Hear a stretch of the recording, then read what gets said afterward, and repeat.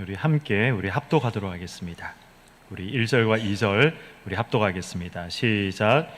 유다 왕 여호야김이 다스린 지 3년이 되는 해에 바벨론 왕 느부갓네살이 예루살렘에 이르러 성을 에워쌌더니 주께서 유다 왕 여호야김과 하나님의 전 그릇 얼마를 그의 손에 넘기심에 그가 그것을 가지고 신할 땅 자기 신들의 신전에 가져다가 그 신들의 보물 창고에 두었더라. 아멘.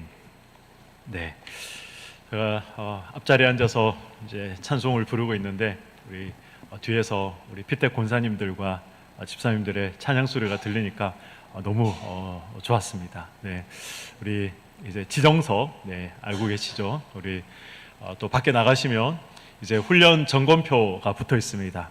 네, 우리 피택 권사님들 또 집사님들 위해서 기도 많이 해주시고 또 우리 끝까지 훈련 잘 받으실 수 있도록 또 응원을 해주시면 감사하겠습니다.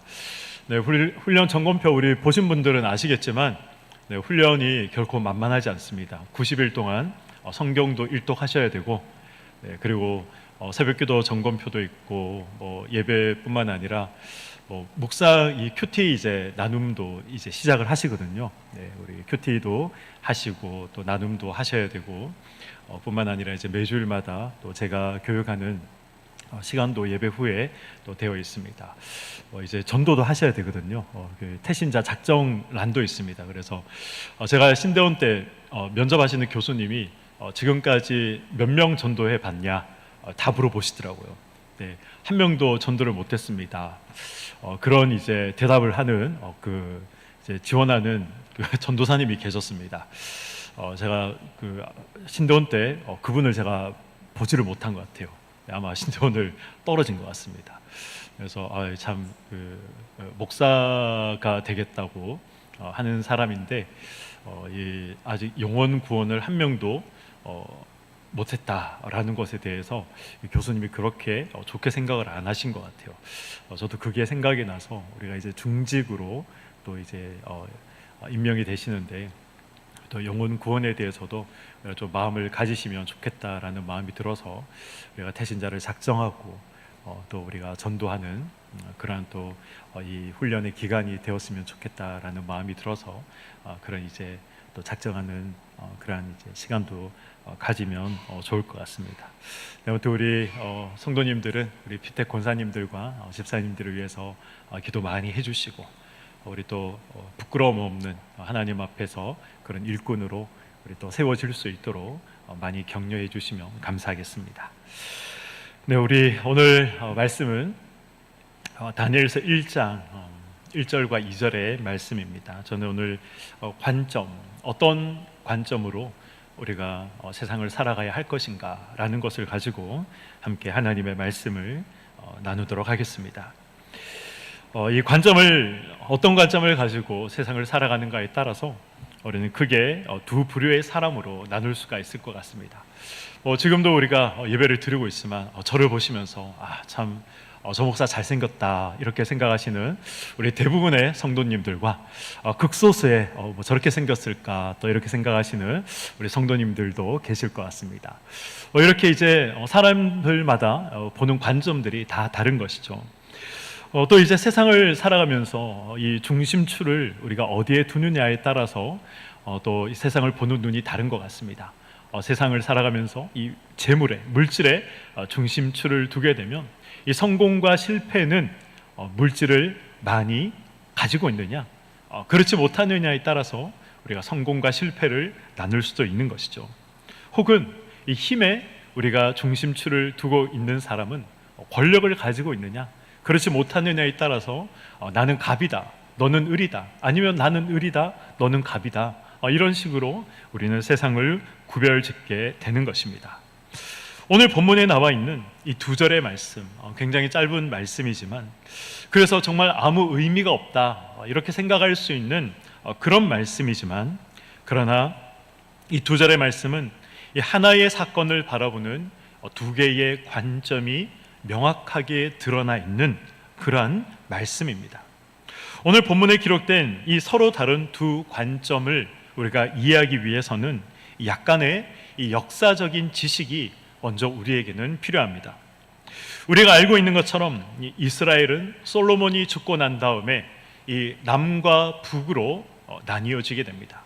그리고 북이스라엘과 남이스라엘이 각각 멸망하게 되는데, 이 북이스라엘은 이 BC 722년에 이 아시리아에 의해서 멸망하게 되고, 남유다는 이 BC 586년에 이 바벨론 제국에 의해서 멸망을 당하게 됩니다. 오늘 본문은 이렇게 시작합니다. 유다 왕 여호야김이 다스린 지 3년이 되는 해에 바벨론 왕 느부갓네살이 예루살렘에 이르러 성을 에워쌌더니. 사실 굉장히 짧은 말씀이지만 이 짧은 말씀에는 굉장히 많은 의미가 담겨져 있습니다. 예루살렘이 위치한 가나안 땅을 성경에서 어떻게 표현하고 있습니까? 성경에서는 이 예루살렘이 위치한 가나안 땅을 젖과 꿀이 흐르는 땅이다라고 말씀을 합니다. 이 가나안에 이 이스라엘에 가보신 분이 계십니까?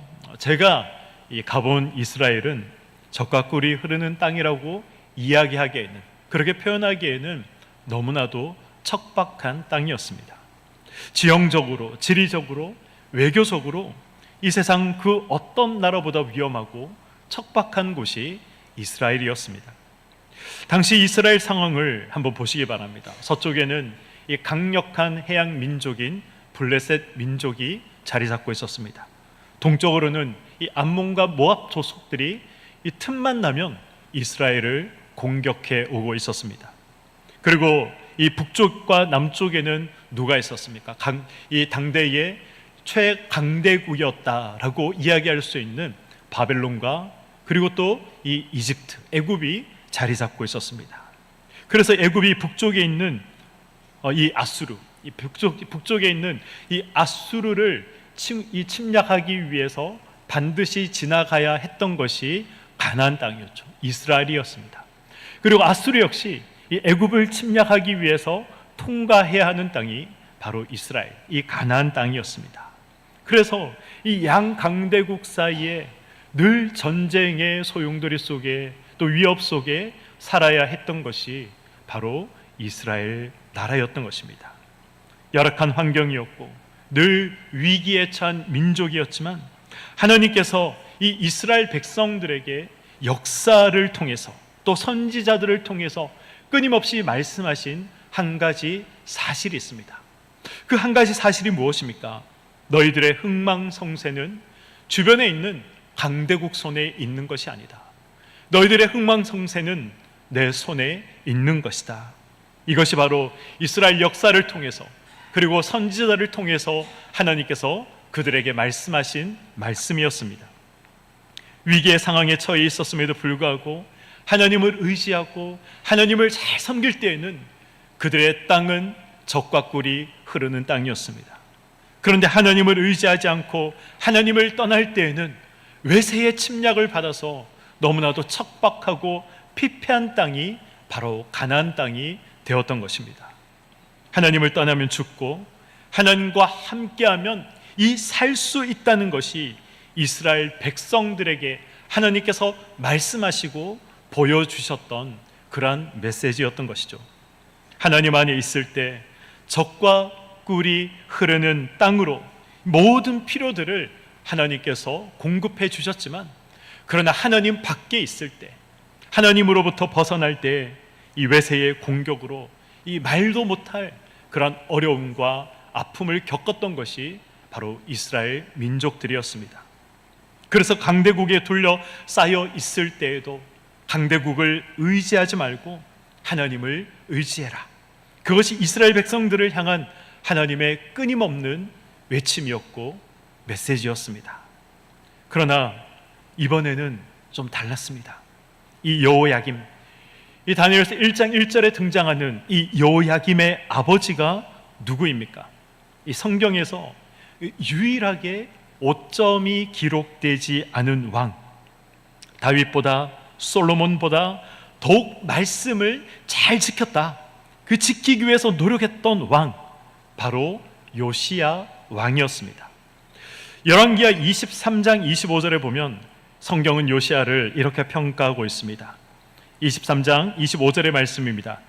요시야와 같이 마음을 다하며 뜻을 다하며 힘을 다하여 모세의 모든 율법을 따라 여호와를 돌이킨 왕은 요시야 전에도 없었고 후에도 그와 같은 자가 없었더라라고 성경은 요시야 왕을 평가하고 있습니다.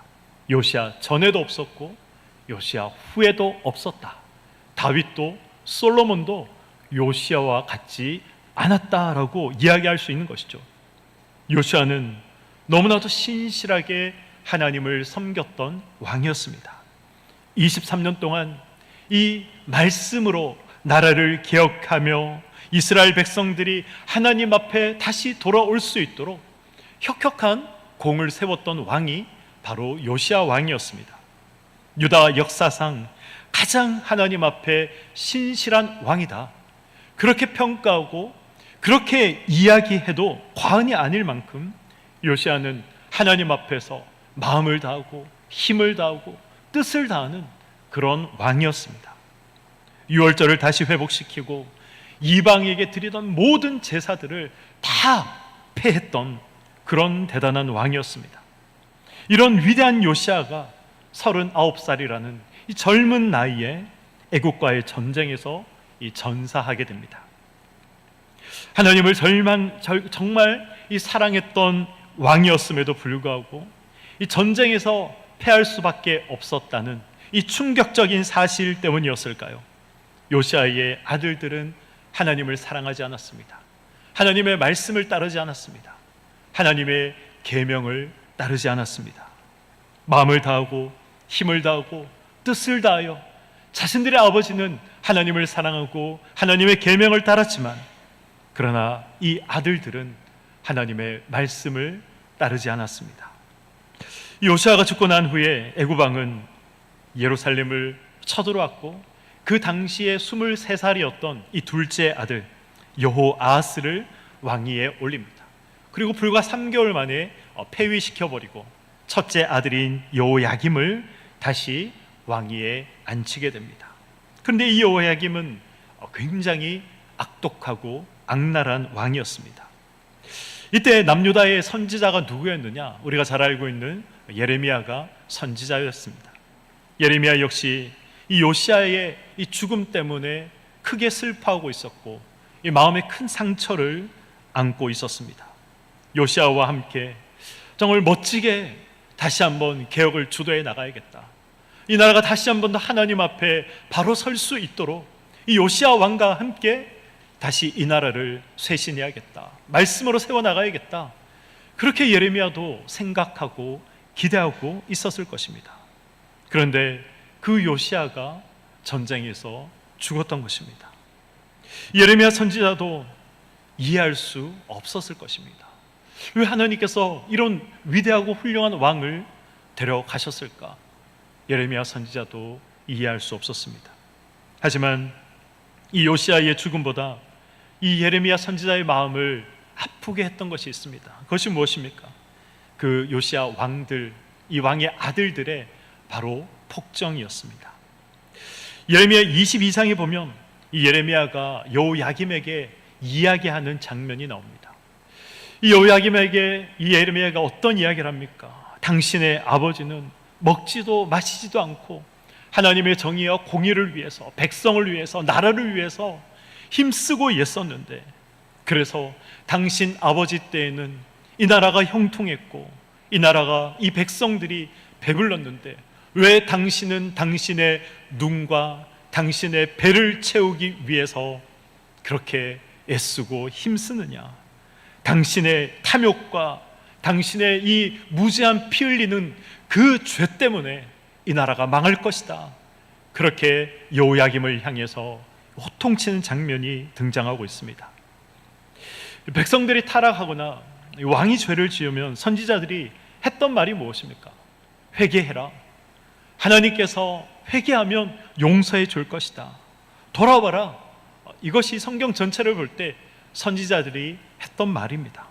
그렇다면 이 예레미야 선지자도 이 여호야김 왕을 향해서 어떤 말을 해야 합니까?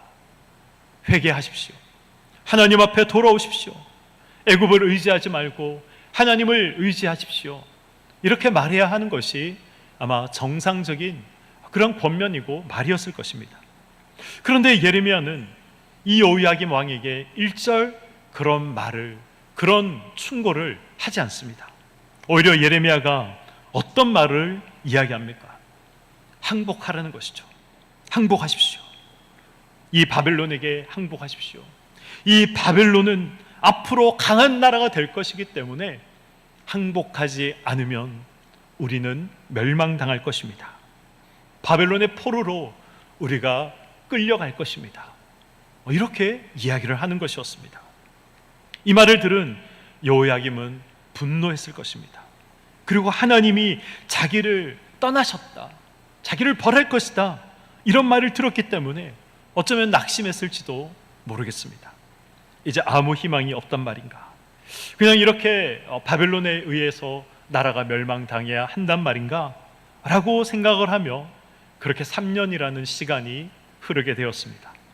그리고 오늘 이 본문의 말씀을 우리가 대하게 되는 것입니다. 다시 다니엘서 1장 1절을 읽어보도록 하겠습니다. 유다 왕 여호야김이 다스린 지 3년이 되는 해에 바벨론 왕 느부갓네살이 예루살렘에 이르러 성을 에워쌌더니, 바벨론 왕 느부갓네살이 이제 공격해 오기 시작했던 것이죠.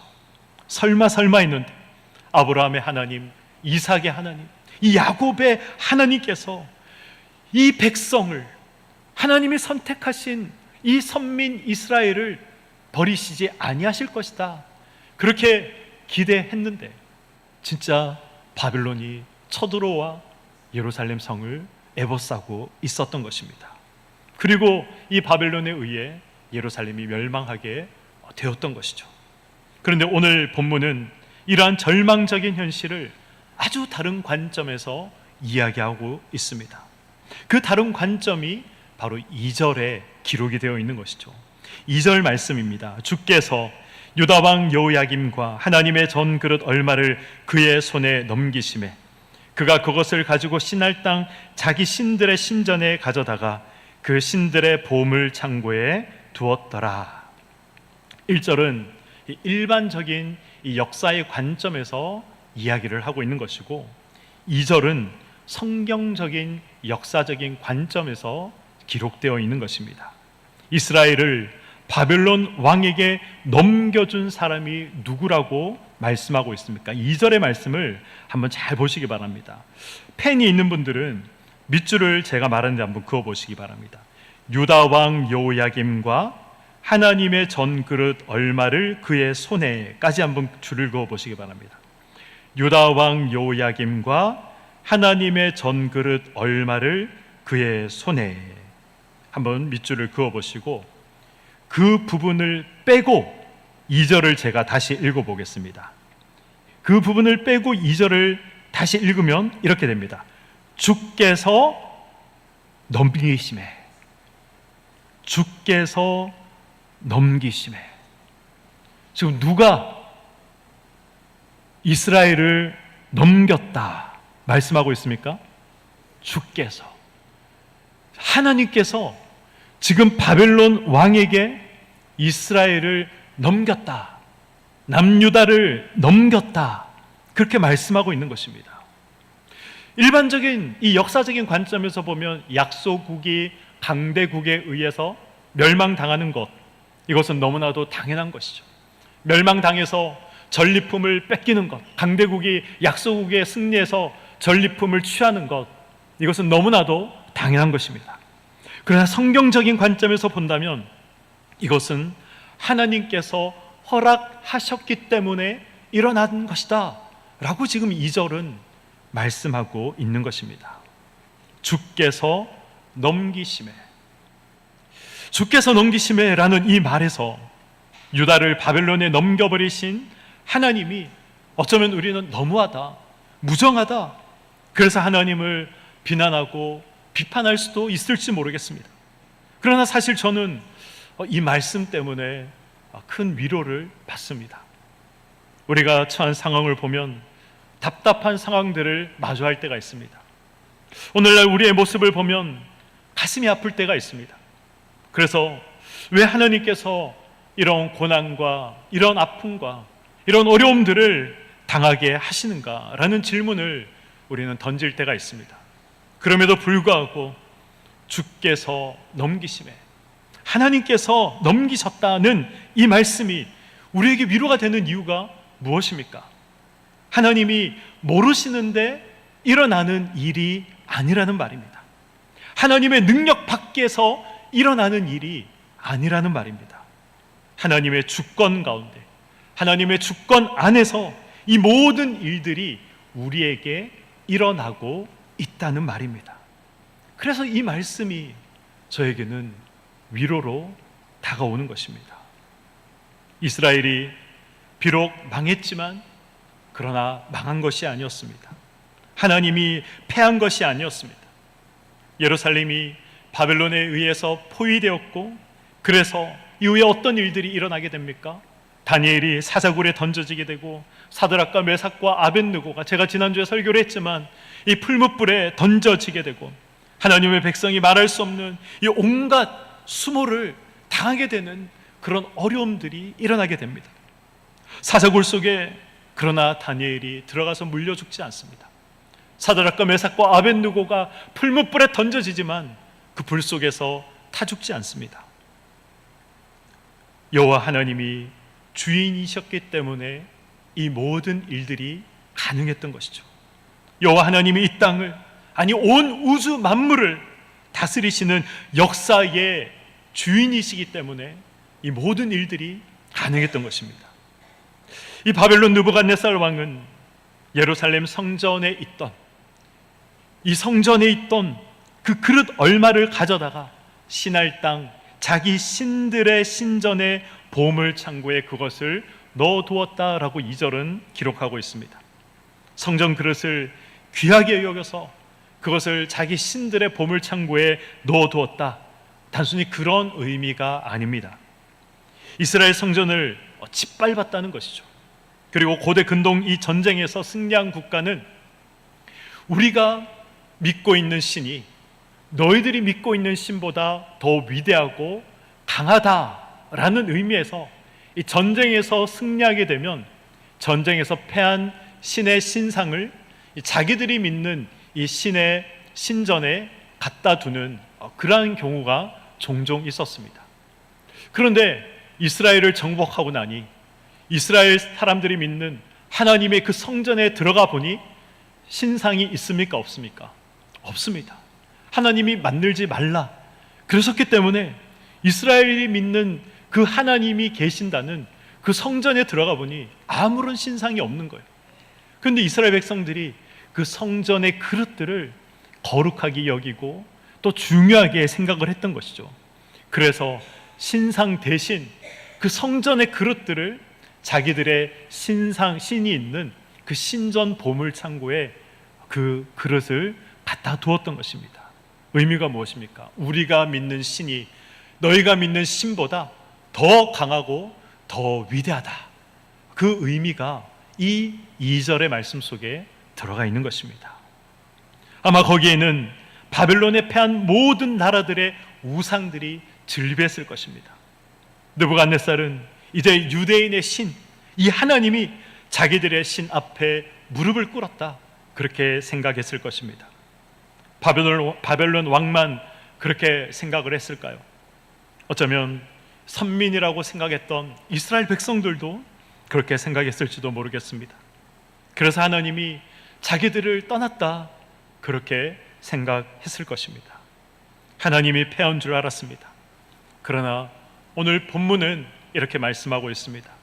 주께서 넘기심에, 하나님께서 자기 백성을 이 죄에서 돌이키도록 하기 위해서 구원의 계획을 하나님이 이루어 가도록 하시기 위해서 하나님께서 친히 낮아지셨던 것입니다. 이 위대한 하나님의 계획의 절정을 이룬 것이 어디입니까? 바로 예수 그리스도의 십자가인 것입니다.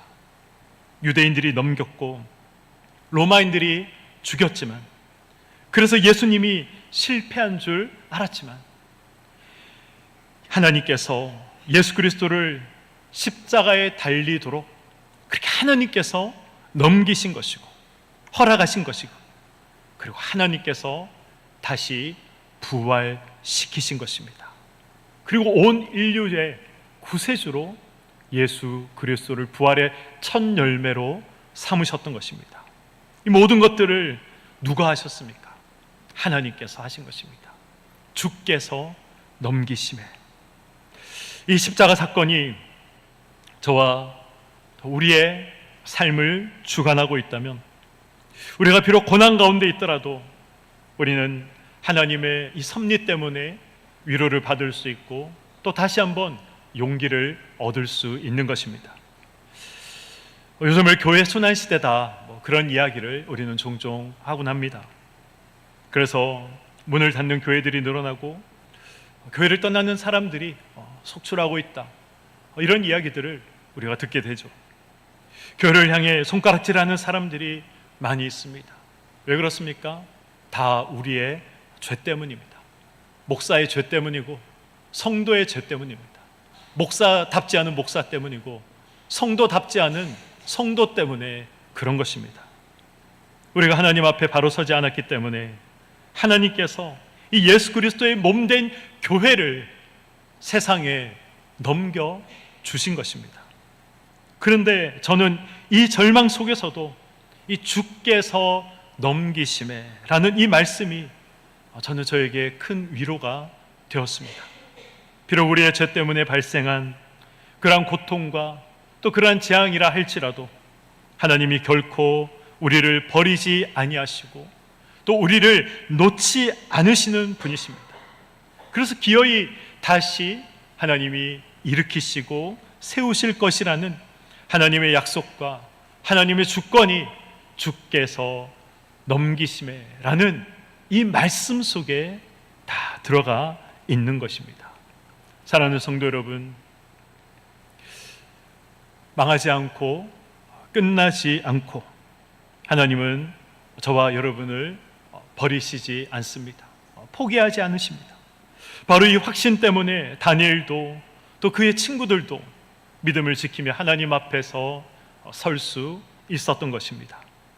이해할 수 없는 이 답답한 현실이 나의 죄 때문인지 아니면 억울하게 당하는 일인지 까닭없이 당하는 일인지 지금은 알 수 없지만, 그러나 우리가 현재 경험하고 있는 그 답답하고 또 억울한 현실 속에서 주께서 넘기심에, 하나님이 넘기심에라는 이 말씀이 우리 모두에게 위로가 될 수 있을 만큼 하나님의 선하시고 이 신실하신 주권을 믿고 따르시기를 소망합니다.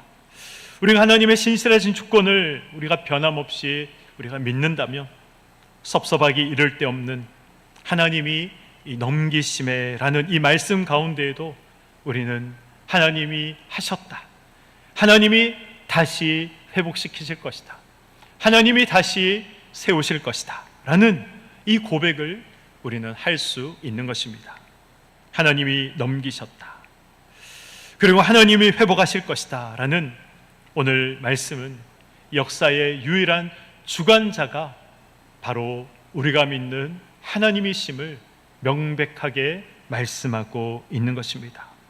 혹시 지금 나의 삶이 이 바벨론에 둘러싸인 예루살렘 같고 이스라엘 백성 같은 그러한 삶을 살아가고 계십니까?